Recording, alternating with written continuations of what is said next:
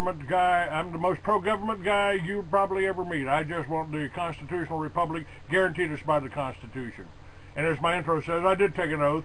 A lot of us took an oath to defend the Constitution. Ron, are you there? Yeah, I'm here. It's I think one of your lines is going.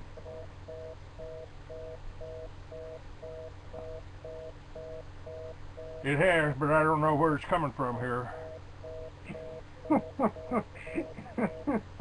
Okay, I found it there. There you go. I found it there. I've got 5 stations up, so we don't know what's happening, but we just lost it. That California may have fallen off into the ocean. I don't know. We're still recording and everything's working. My guest is Ron Keller, and we're talking about his book here. What brought you? Go ahead. You started out talking about the mark of the beast. Yes. Did you want to talk about that first? Yeah. Well, I think it's happening right now. It's I've been telling people we're in a war, and it's been going on for 100 years. It ain't a new world order. Yeah, the New World Order gang has been actually fighting a war against the people, just the regular people, for actually thousands of years. Because this goes all the way back to Nimrod and Semiramis, who started the first Church of Satan back just after the flood of Noah. And their idea was to create a new world order back then. And that's where we see in the Bible, chapter 11, talking about building the Tower of Babel. Well, the Tower of Babel was not some skyscraper that was supposed to, go all the way up into space. It was a headquarters building. It was what they call a ziggurat. It was a place where they would go, and the astrologers would watch the stars. They would offer sacrifices to Satan, and they would plot their strategies on how to rule over the people. And that was stopped by Yahweh himself, who confused their language, so they were speaking different languages, and they couldn't work together anymore, and he scattered them throughout the world. Well, Satan's the one who's been causing all the problems, and he finds guys throughout history who want to be world dictators. And we've seen that with Nebuchadnezzar in Babylon, and then Cyrus and Darius, the Medes and Persians, and then of course Alexander the Great, and then all the Roman lunatic emperors.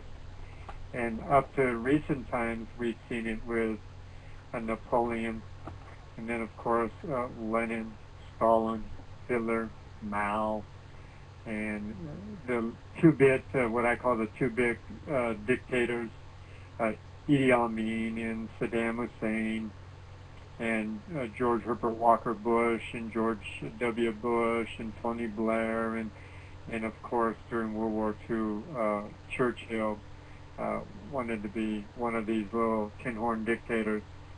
But Satan always has his men who are willing to sell their souls for power and fame and whatever else, wealth that they can get. But two of the families he's been working through in the last 200 plus years is, of course, as you know, Clay, the Rothschild family of Europe, who I call the Rotten Shield, and the Rockefeller family here in America, who I call the Rottenfellers. And they're the ones that have most of the money, most of the power, most of the influence in the world. And together, of course, it started with the Rothschilds first, with Mayor Amschel Bauer Rothschild, and then his 5 sons. And then in 1860s, right after the War of 1861, which was a war by the Rothschild crime family against the American people, it was not a civil war. That was a war of aggression by the Rothschilds against the American.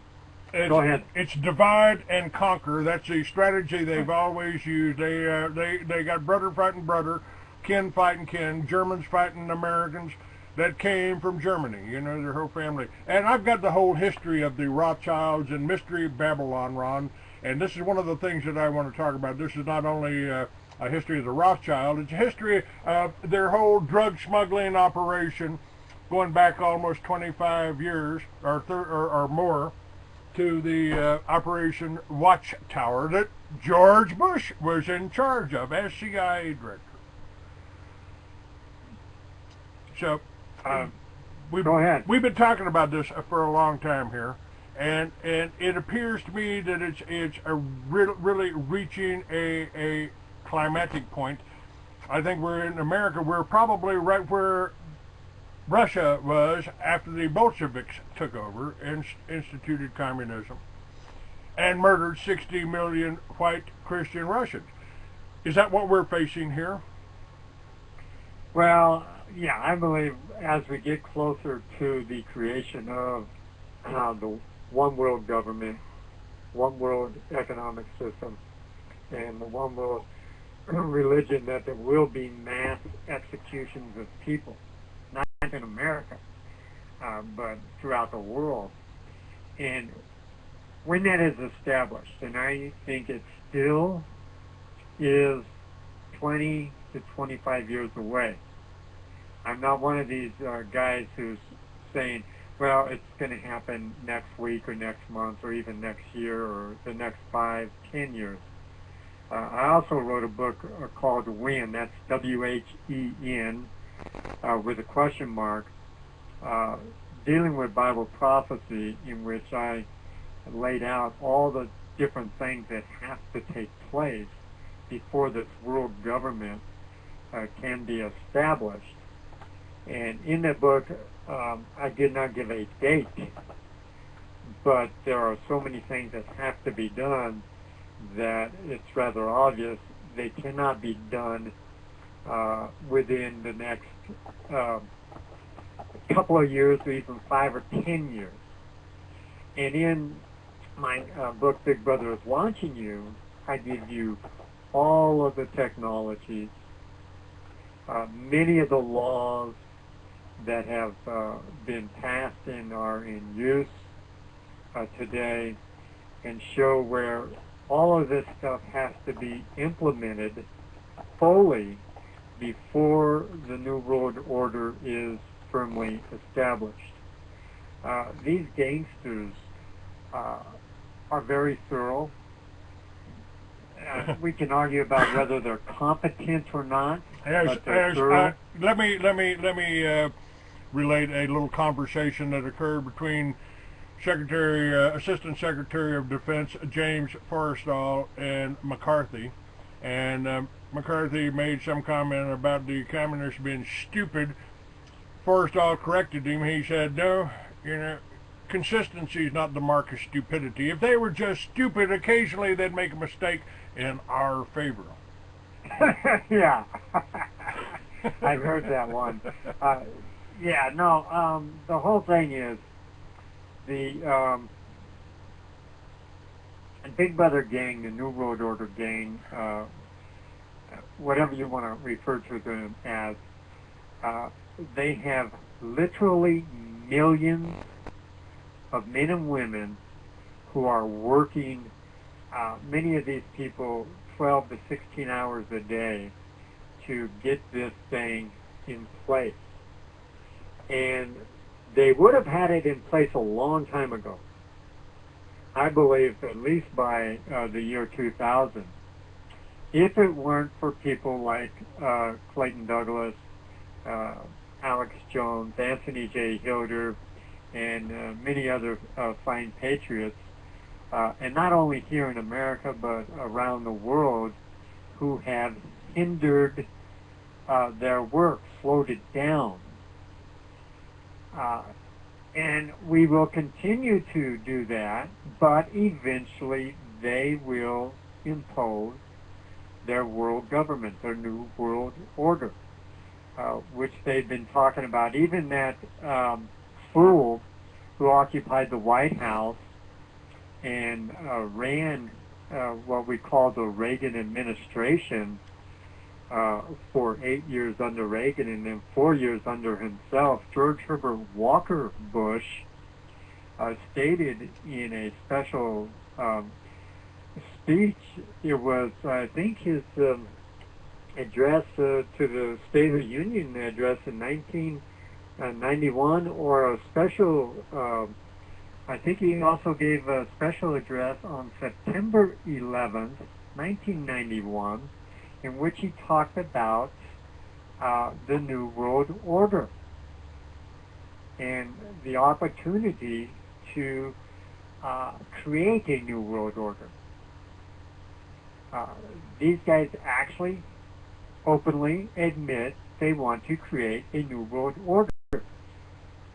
And in book 3, which will be out later this year, I give literally hundreds of quotes by these New World Order gangsters on what they're planning to do, and they say right out, they want world government, world economic system, a world religion, and they want to have absolute tyrannical dictatorial power over everyone on earth. And the mark of the beast is one of the tools they're going to use to have total control over people. Now, there's a lot of arguments on what the mark of the beast is. Some people say, well, it's a tattoo, a laser tattoo. Others say it's an actual chip, biochip that'll be implanted. Right now, I believe the technology that they are going to use will be an implanted chip. Now, whether it's the same chip that we know of today, which I have actually one in my possession, you can buy them at pet stores. Let me just do this for just a second here, Ron, because Now we can see a new world coming into view. A world in which there is a very real prospect of a new world order.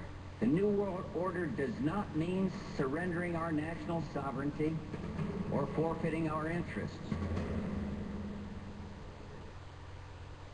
Right, that's George Herbert Walker Bush. That's right. Telling you, right? They're really upfront about it. I mean, they come right out and tell you, yeah, we're going to go to war. The Third World War will be with the Muslims, and they told us that 150 years ago or more. Yeah, Albert Pike, one of the giant heads of the Freemason conspiracy movement. Yeah, him and Giuseppe out of Italy, and of course Weishaupt before them, founder of the Illuminati. Yeah, their goal is total control over every man, woman, child, and animal on the planet. That's why you see a lot of states here in America and a lot of countries around the world force farmers to tag their livestock with these chips. Well, the tagging of the livestock with chips is coming to you and I. Now, I'm not going to take one, but it's coming to us. And it's up to you to say no to Big Brother. And what the goal is, let me just tell you what the goal is with the chip. Is eventually they're going to do away with cash, credit cards, checks, money orders, everything we use right now. And they're going to force everyone to get a chip, which will have an ID number in it. And when you go to buy something, or you go to get some benefits from a government office or whatever, you're going to have that chip scanned. And if you don't have the chip, you will be denied.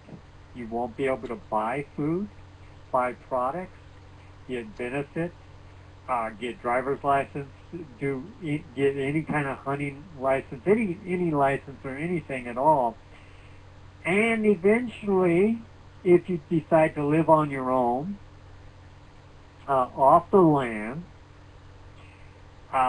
they're going to pass a law. This is not going to happen in the next couple of years, like I said, about 20, 25 years from now, to where if you do not have this ID chip, you will be arrested and thrown in prison or a concentration camp. That's what it's coming down to. It's total control. And in my book, Big Brother is Watching You, I go through all the technologies that Big Brother has up his sleeve. And it's pretty extensive. They've got Big Brother, the New World Order gang, has, well, in part one is, book one, part one is, I deal with surveillance and spying. Now, everyone probably knows that these spy satellites have cameras, regular cameras, infrared cameras, where they can see from up in space, however far up they are. They're varying distances up there, the spy satellites. They're 100 or so miles up. They can see you walk down the street. If you're holding a newspaper, they can read the newspaper. That's how good these cameras are. At night, let's say you want to move around at night, you think, they can't see it. Well, they have infrared cameras. They can see you moving at night. You have to get special clothing that basically masks your body heat to be able to move around at night without them seeing you. And they're not just satisfied with cameras on... I wrote about that. I Go wrote ahead. about that in one of my fiction novels about the world 10 years, 20 years in the future. I wrote about my people moving around at night with cloaks on that would conceal their body heat so they couldn't spot them. Yeah, you have to get specially designed, what do they call those, ponchos that'll cover your entire body. And not just a regular poncho will do it. It has to be a special type. I forget what it's called, the fabric that it's made out of. It's kind of like the space blankets. Yeah, right. Yeah. You have to wear clothing too, made out of the same material, because your heat will radiate outside of that special blanket if it's not contained within clothing. There's a lot you have to do. It can be done, but it takes some knowledge and some skill to know what you're doing. But there's a lot involved in disappearing from Big Brother. And I haven't put that in my book yet. That'll be in the later books on how to disappear from Big Brother. But the main thing right now is for people to know what's coming down the line, to be aware of what's coming, to start getting out of the system. I advise people, get out of your credit cards. There's really no need to have credit cards and to go into debt with them. If you have to have one just for emergencies and use it only sparingly. I get some basic tips on stuff like that. But Big Brother is not only spying on everyone who's satellites, they're getting up close and personal. They've got blimps, which they're putting out there, floating around about 30,000, 50,000 feet up with cameras, high-tech cameras. And eventually the goal is to have one blimp over every major city in America and in the world. And some cities actually have these blimps up right now. And you can find this on page 28 of my book, Big Brother is Watching You, the first volume. And the Pentagon wants to build what they call a giant dirigible, a blimp, that will, this one's going to be up at 65,000 feet. They're allocated $400 million for this dirigible, and I guess this thing is supposed to be able to stay afloat in the air for 10 years. And it can travel. This is a Pentagon blimp, which will float around the country wherever they think they need it. But they've got smaller ones, which only cost a few $1 million, which they're going to be putting up over every major city. Well, they've already got cameras on every city. Now, my friend Aaron Russo, who I put on the cover of my anti-Semitic magazine when he was running for governor of Nevada, Aaron says that Rockefeller told him that the idea was to have the chip. He confirmed everything you've just said and everything that you're putting in your book, or you have in your book now. Your book's available now. You want to tell people where we can get it? And yeah, well, the place to go is freeworldalliance.com or freeworldfilmworks.com. And if you just click on the button, the catalog page at the top, you can go there, and the book is listed at the very bottom. And also you can get Anthony J. Hilder's films. And right now, I'm running a special spring DVD offer. Not all of Anthony's films are available on this special sale, but just some of them. And they're half price. The prices have been lowered to $14.95 Federal Reserve notes, and for the special spring sale, they're only $7.50 Federal Reserve notes. And I use Federal Reserve notes instead of dollars because we don't have a whole lot of dollars in circulation here in America. United States dollars were the old silver dollars, and some of the old United States notes, which were printed by President John F. Kennedy, and one of the reasons he was murdered by the New World Order gangsters is because he started printing U.S. notes. By the way, folks, I want just to confirm everything Ron has just told you. I think you should be aware of this. Yeah. And, this hold on just a second, Ron. You can't see this. Go ahead. You can't see this, but my audience can here. This okay. Let me see if I can get this up here. This is a $5 bill. It's got a red seal on it. It's got red ink on the serial numbers, and it says along the top of the bill, United States note. It was issued in 1963. It's a $5 bill that's worth $10,000 right now. I wouldn't take that for it because it's the proof of what they and why they killed Kennedy. The first thing that Johnson did on the plane going back to Washington, D.C. was to recall that money. That's why that bill is so valuable. Yeah, well, there was a lot of reasons they killed President Kennedy. He wanted to end the Vietnam War. He wanted to disband the CIA.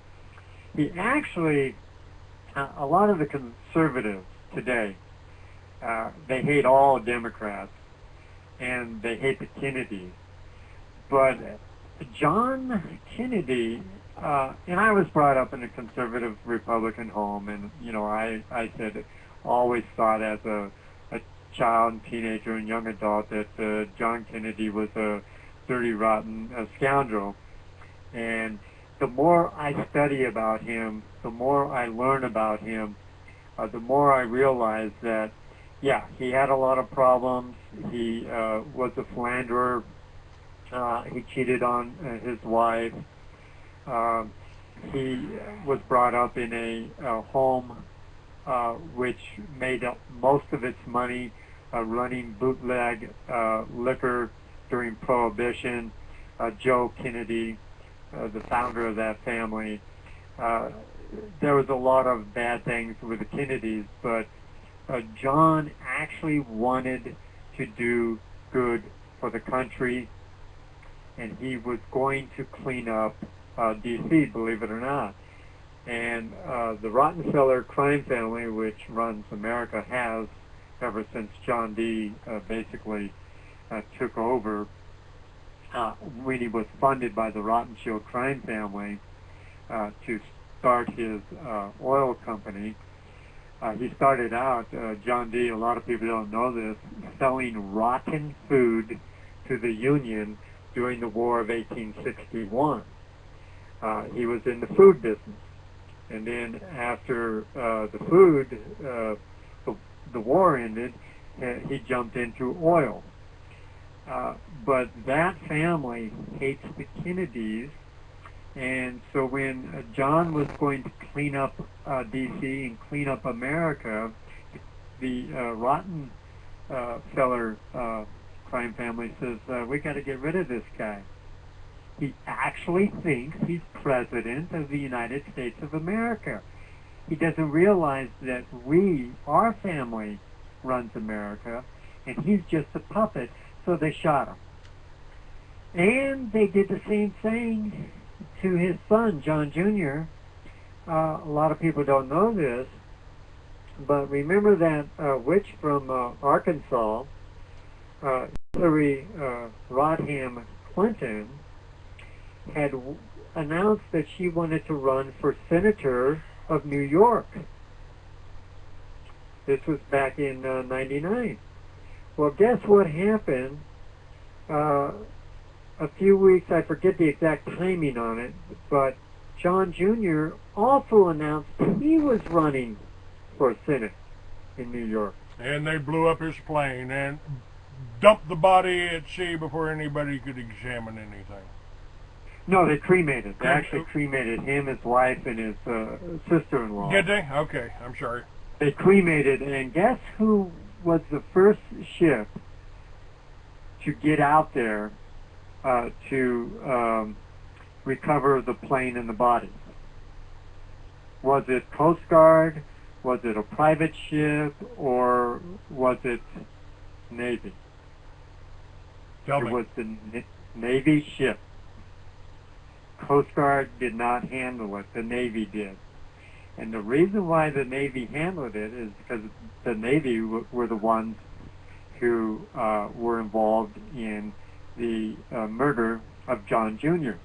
Now, no one knows for sure how they handled it, whether a bomb was put on the plane before it took off or whether it was just shot down by a Navy vessel. No one really knows for certain. But one thing we know for 100% guaranteed fact is the Navy was in on it. And they were the first ones there. They recovered the plane and the bodies, and the very first thing they did was cremate the bodies. No autopsies were performed, and the reason they do that